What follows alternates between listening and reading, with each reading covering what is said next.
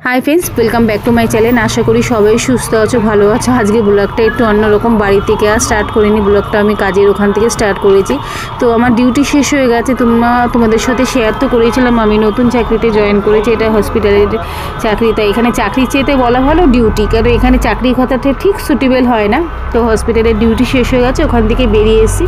আর আমি এই মাসের মায়নাও পেয়ে গেছি। তাও মার কিছু জিনিসপত্র দরকার ছিল, আর ভাইয়েরও অনেক দিন ধরে কিছু জিনিসপত্র দরকার ছিল। ওরা তো কেনাকাটি করেই না, বাদই দাও। তো আমি সেই জন্য একটু কেনাকাটি করতে এসেছি ওদের হয়ে। তো ওখান থেকে বেরিয়ে ডিউটি থেকে বেরিয়ে গলাটা একটু, তো মার ভাইয়ের জন্য কিছু জিনিসপত্র দরকার ছিল। সেই মতন মাকে আজকে বলেও পেরেছিলাম যে মা আমার বাড়ি ফিরতে ফিরতে একটু দেরি হবে, তোমাদের যে কটা জিনিস আছে দরকার আমি ওগুলো কিনে নিয়ে চলে আসছি। আমি তো হাজারার ওদিকেই কাজ করি, তো মাকে বললাম চলো আমি ওখান থেকে কিনে নিয়ে চলে আসবো। না সামনেই তো কালীঘাট, আর ওখানেও অনেক দোকান পয়সার আছে। তা ওখান থেকে ডিউটি শেষ করে বেরোবার গলাটা এত জল তেষ্টা পাচ্ছে, ব্যাগে আর জলও নেই। আর সত্যি কথা জল খাওয়ার ইচ্ছা ছিল না, কিছু একটা হালকা ফুলকা ঠান্ডা খাওয়ার ইচ্ছা ছিল। তাই 10 টাকার মধ্যে একটা পানবালার থেকে একটা কোল্ড ড্রিঙ্কস নিয়ে নিয়েছি। কোল্ড ড্রিঙ্কস মানে মাজা যাই তোমরা জানো, তো ওই একটা মাজা নিয়ে নিয়েছি, ঠান্ডা ঠান্ডা মাজা মুখে দিয়ে এখান দিয়ে এবার হাঁটতে চলেছি। আমি কিছুদিন আগে না সামনের মাসে বলতে পারো, যখন ভাইয়ের ফোনটা ঠিক করতে এসেছিলাম না এখানে কিছু জামা কাপড়ের দোকান দেখে গেছিলাম, বেশ আমার পছন্দ হয়েছিলো। ভাইয়ের এরকমই একটু প্যান্টের পিস একটু জামার পিস দরকার ছিল। তো মাকে বলে এসেছিলাম সামনের মাসে আমি মায়না পাই সেই মতো নিয়ে আসবো কেন। তো সেই মতনই মায়না তো পেয়ে গেছি, তা আগেই পেয়ে গেছি 2 দিন আগে। তো মাকে আজকে বাড়ি থেকে বেরিয়েছিলাম, মা আমি এই জিনিসপত্রগুলি নিয়েই বাড়ি ফিরবো সেই মতন। তো হসপিটাল থেকে বেরিয়ে একটা মাজা হাতে নিয়ে তো এখন হাঁটতে শুরু করেছি। হাজারা মোড়টা থেকে হাঁটতে শুরু করেছি। এখানে কয়েকটা দোকান আমি দেখে গেছিলাম, তো ভালো জামা প্যান্টের পিস ছিল, ওখানেই যাচ্ছি। কতটা কিনতে পারবো জানি না, না সবটা না হলে আবার পরের মাসে গিয়ে, কারণ আমাদের মধ্যবিত্ত করে সবসময় অনেক কিছু চাইলেও সবসময় খরচা করে উঠতে পারি না, কেন এই দিকে রাখতে হয় ওই দিকে রাখতে হয়। তোমরা আমার কথাগুলি রিলেট করতে পারবে, যারা আমরা মধ্যবিত্ত ঘরে, যাদের অনেক কিছু ভাবনা চিন্তা করে চলতে হয়। তো টাকা পয়সার আর্থিক অবস্থা যাদের অনেকটা এতটা আমাদের সচ্ছল নয়, তাদের অনেক কিছু বাজেট মাথায় রেখে চলতে হয়। সবটাই হয়তো এক মাসে হয় না, কিছুটা এই মাসে, কিছুটা পরের মাসে, কিছুটা আবার তারপর মাসে। এভাবেই আমরা মানুষ হয়েছে আর এখনও সংসার করছি, তো এভাবেই চলছে। তো যাই হোক, আশা করি তোমরা আমার এই কথাগুলির সাথে রিলেট করতে পারবে। তো ভেবেছি এই মাসে অন্তত ভাইকে 2টো প্যান্টের পিস কিনে দিই, তারপরে আবার পরের মাসে গিয়ে ওকে জামার পিস কিনে দেবো।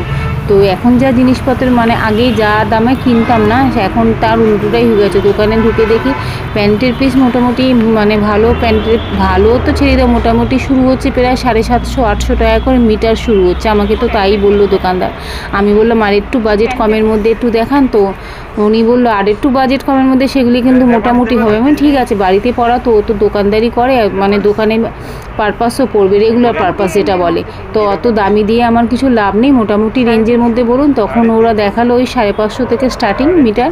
তাও আমি ওই 550 থেকে স্টার্টিং বলছি। তা মোটামুটি আমি ওরকম 2 মিটার নিয়ে নিলাম, 2টো প্যান্টের পিস ওরকমভাবে নিয়ে নিয়েছি। তারপরে আমি একটু জামার পিস দেখছিলাম, এই মাসে নেবো না ঠিক, একটু দেখে যাই, কারণ আমার একটু নলেজটাও আসবে। আমি যা চিন্তাভাবনা করে যাই, আমার মা বাড়িতে বলে তুই যেটা ভেবে যা সেটা কিন্তু উল্টোটাই হয়ে যায়। আমি অনেক যুগ আগে যেটা কিনেছি সেই রেঞ্জটাই মাথায় নিয়ে চলতে থাকি, কিন্তু এখন তো দিনগুলি পাল্টাচ্ছে আর যুগও পাল্টাচ্ছে, সেই ধরনের টাকার মানি ভ্যালুটাও পাল্টাচ্ছে। আমি যেটা আজ 4-5 বছর আগে কিনেছি যেই দামে, এখন কিন্তু সেই দামটা নেই। আর আমি ওরকম উল্টোপাল্টা বলতেই থাকি, মা তো ওরকম রাগারাগি করতেই থাকে। যা ইনস্ট্রুমেন্ট ভেবে আমি দোকানে এসেছিলাম তার তো উল্টোটাই হয়ে গেল। আমি তো সেইবারে যখন গত মাসে এসেছিলাম দরদাম করিনি, জাস্ট বাইরে শোকেস থেকে দেখে চলে গেছিলাম যে এখান থেকেই কিনে নিয়ে যাব। এসে দেখছি দামটাই বাজেটটা অনেকটা উল্টো হয়ে গেল। যাই হোক, ওই বাজেটের মধ্যেই 2টো প্যান্টের পিস মোটামুটি আমি নিয়ে নিয়েছি, 550 করে বললো।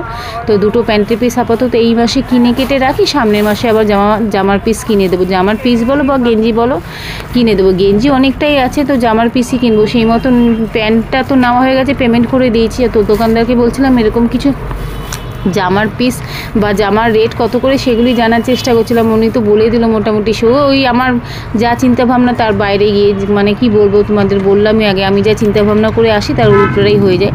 তো যা বললো ওরকম ওই মোটামুটি 350-400 থেকে মিটার শুরু হচ্ছে, আপ টু তুমি যত গুড় দেবে তত মিষ্টি, এরকমই ব্যাপার।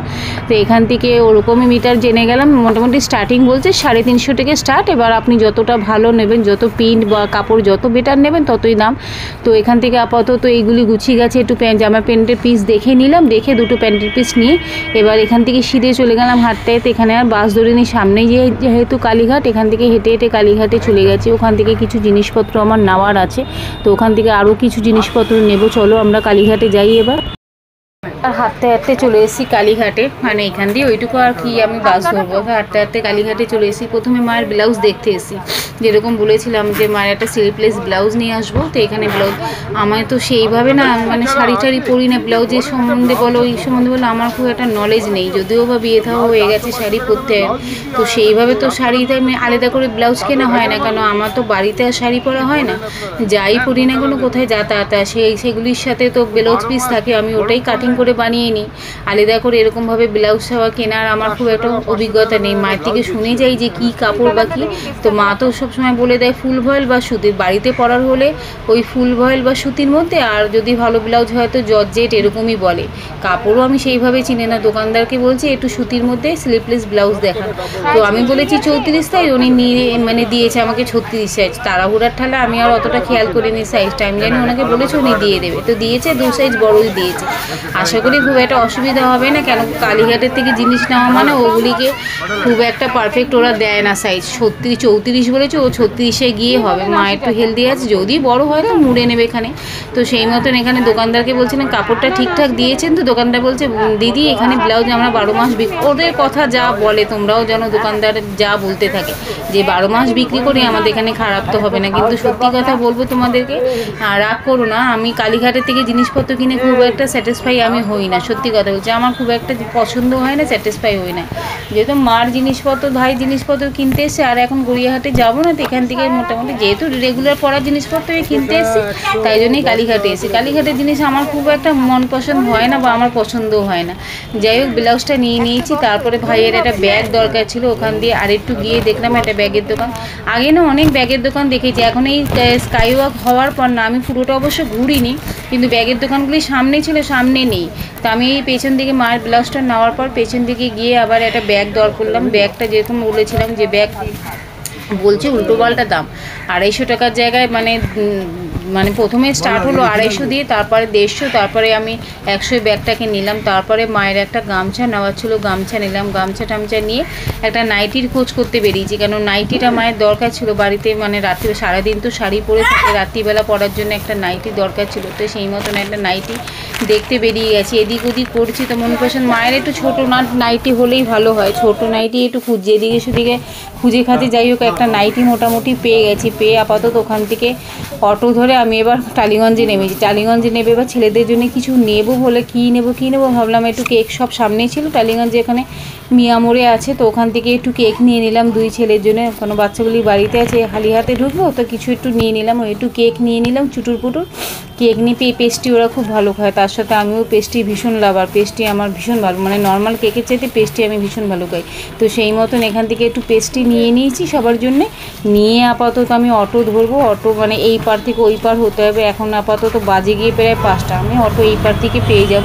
তো অটো নিয়ে এবার বাড়িতে নামবো, বাড়িতে গিয়ে স্নান টান করে কিছু খাবো, কেননা এতক্ষণ বাইরে ছিলাম আর ভালো লাগছে না, গরমে তো ঘেমে নিয়ে চান হয়ে গেছে। এখন ওয়েদারটা এমন হচ্ছে ড্যাম ওয়েদার, যেন মাঝে মাঝে বৃষ্টি পড়ছে, আর তারপরে যখন রোদটা হচ্ছে এত গায়ে লাগছে, বিরক্ত লাগছে, মানে বাড়ি গিয়ে কখন ফ্রেশ হবো, স্নান করবো, দুটো ভাত খাবো, এই চিন্তা রয়েছে। তো অটোর মধ্যে বসে পড়েছি, আর দুটোর ক্যান্ডিডেট হলে পরে অটো ছেড়ে দেবে এখন, তো অটোর মধ্যে বসে পড়েছি। অটোটা ছাড়লে এবার বাড়ি যেতে পারলে বাঁচে।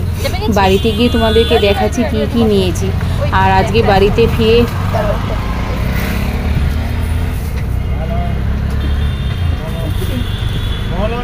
তো আপাতত অটো ছেড়ে দিয়েছি, এবার বাড়ি পৌঁছে দেখি মা রান্নাবাড়ি, অবশ্য সকালবেলা আমি বলেই এসেছিলাম মাকে, তো আজকে শনিবার, আজ আর কী রান্না করবে, মোটামুটি যা পারো একটু করে রেখো। তারপরে তো রোববার আমার ছুটি থাকে, রোববার একটু ভালো মতন আমি চেষ্টা করি এখানে মানে জয়েন করা, এই হসপিটালে জয়েন করার পর থেকে যে সারা সপ্তাহে তো বাড়িতে থাকি না, সারা সপ্তাহে শনিবার মাকে বলি ননভেজ কিছু বানিয়ে নাও, আর রোববারটা আমি একটু ভেজিটেরিয়ান, মানে 2-3 রকম 4 রকম একটু রান্না করার চেষ্টা করি। ছেলেগুলি থাকে, হাজব্যান্ড থাকে। তো আপাতত বাড়িতে পৌঁছে গিয়ে এবার আপাতত আমি স্নানটা করে নিই, তারপরে দেখাচ্ছি আমাদের কি রান্নাবাড়ি হয়েছে আজকে।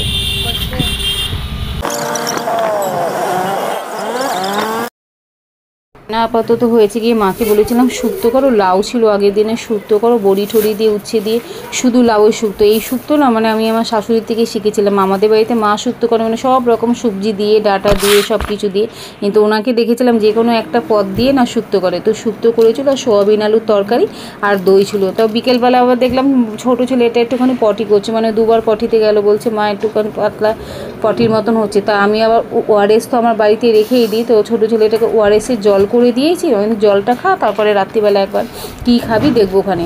তা আপাতত ওআরএসের জলটা করে দিয়ে দিয়েছি, ও খেতে থাক। তো এই করে আপাতত একটু বসলাম, কেন আর ভাল লাগছে না এতক্ষণ ধরে বাইরে থাকা, তারপরে এখান দিয়ে ফিরে ওই কেনাকাটি করে আর ইচ্ছা করছে না। ওআরএসের জলটা করে দিয়ে একটু বসেছি, রাতেও আবার খাওয়াতে বসবো ওদেরকে, ছোটোটাকে দেখি কী দিই, যদি শরীরটা না ভালো থাকে তাহলে ভাত দিয়ে দেবো, নয়তো রুটি খাবে। তো যাই হোক যেটাই খাবে সেটাই বাড়িতে করা আছে আপাতত। রাতের খাবার আপাতত ওই সোয়াবিন আলুর তরকারি, এদিকে মা পরোটা করেছিল, রুটির মতন করে পরোটা করেছিল, আর আমার দুধ আছে, আর কালকে রাতে যে ঠাকুরের মিষ্টি ছিল সেটাই আপাতত এই খেয়ে নিয়েছি। খেয়ে দিয়ে এবার কী কিনেছি তোমাকে একটু দেখিয়ে দিই। আজকে কিন্তু পরের দিন, সেই দিনের আর আমি ভিডিওটা করে উঠতে পারিনি। পরের দিন সকালে, আজকে রোববার, বাড়িতে আছি, রান্নাবাড়িও করতে হবে। তো আপাতত কালকে কী কিনেছিলাম সেটা তো আমাদের সাথে শেয়ার করে দিই।